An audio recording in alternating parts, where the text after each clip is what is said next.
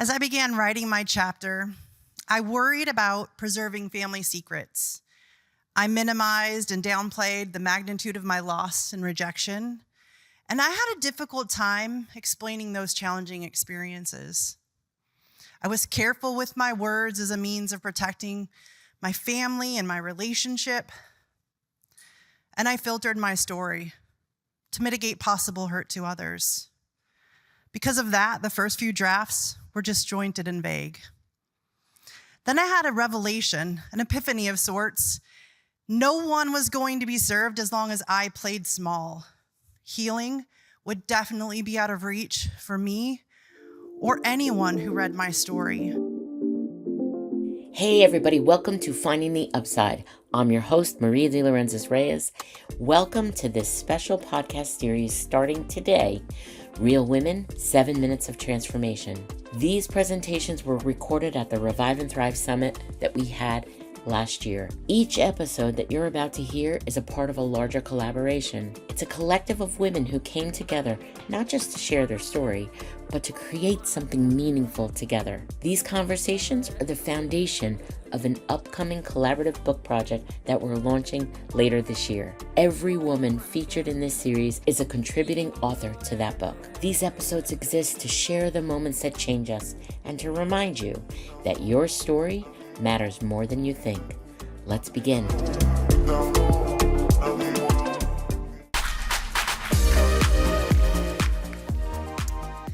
As I began writing my chapter, I worried about preserving family secrets. I minimized and downplayed the magnitude of my loss and rejection, and I had a difficult time explaining those challenging experiences. I was careful with my words as a means of protecting my family and my relationship, and I filtered my story to mitigate possible hurt to others. Because of that, the first few drafts were disjointed and vague. Then I had a revelation, an epiphany of sorts. No one was going to be served as long as I played small. Healing would definitely be out of reach for me or anyone who read my story.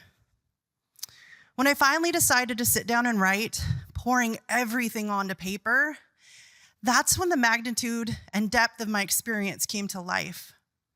No filters, no judgment, no minimization. True, raw, and real. That's where the words from my chapter were born. I hadn't shared the whole story with anyone. Sure, many people knew pieces of it because they were present in my life.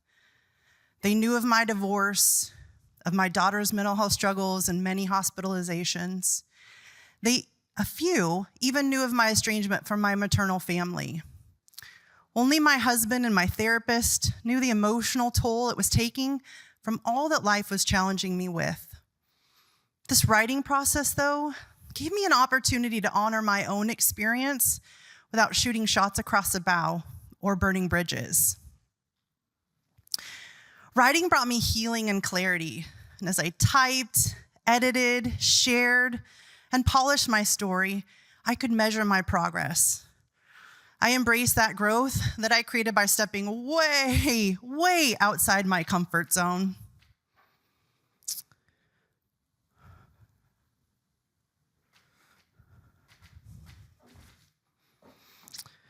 Putting myself out there for the world to read my story removed fear and hesitation from conversations and connection.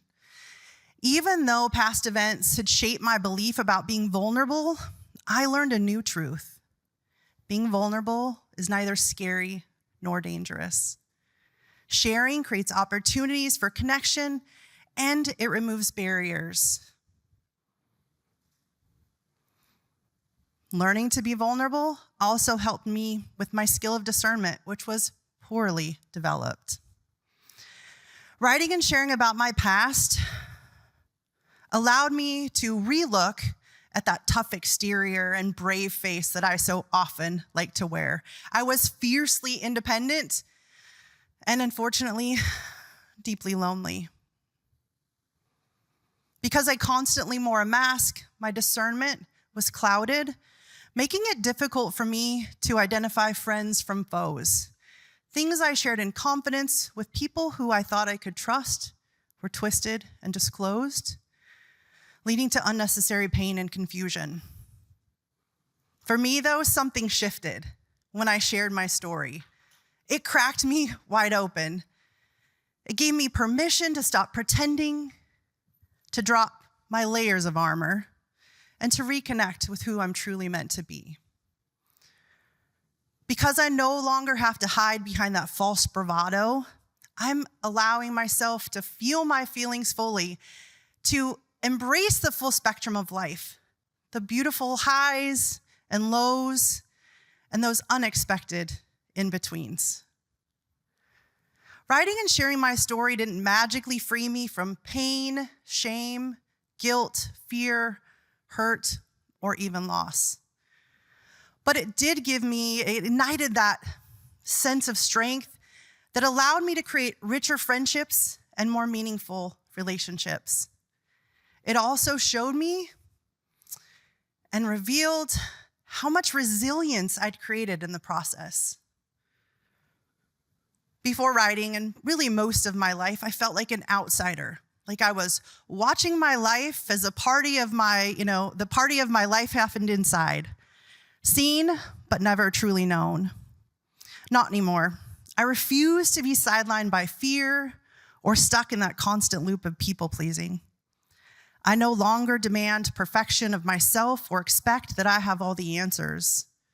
Instead, I've learned to extend grace, both to myself and to those experiencing the complexities of life.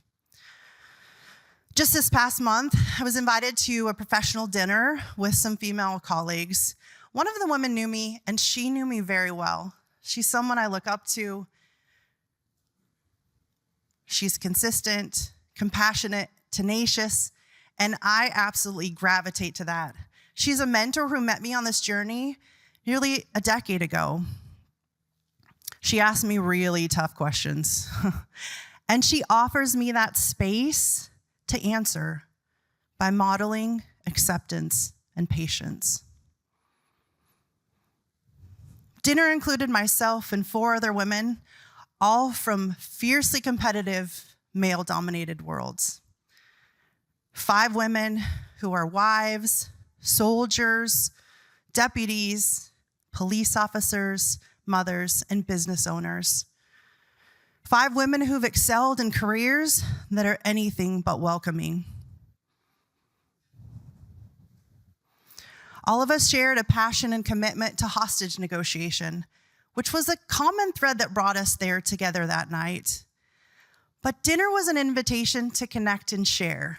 And because I know the beauty of being vulnerable, I found so many more threads of connection as we shared food, stories, and compassion. I shared about my daughter and her many mental health struggles and her many hospitalizations. I shared that we'd spent a lot of time in one of the towns where one of the women patrols. Because of that share, she told me that she too had a teen who was experiencing mental health struggles, and he had been recently admitted to the same facility my daughter had been at 7 years ago.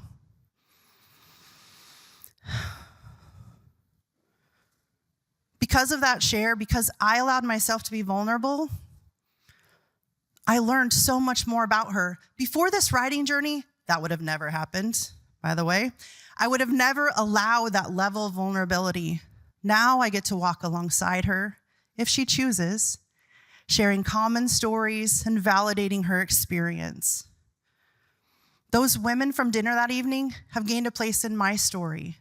I'll be cheering them on as they make progress, face challenges, and create pivots. If our paths cross, you'll be met with presence. You'll be deeply heard and genuinely seen because I no longer have to hide behind that mask. That's the gift this writing experience has given me, the courage to show up fully and the ability to give that same space to others. Thank you. Thank you for spending time with us. Every story you've heard in this series is a part of that larger collaboration, this collective of women who came together to share their real experiences, real growth, and real transformation. Again, these conversations are the foundation of our collaborative book launching later this year.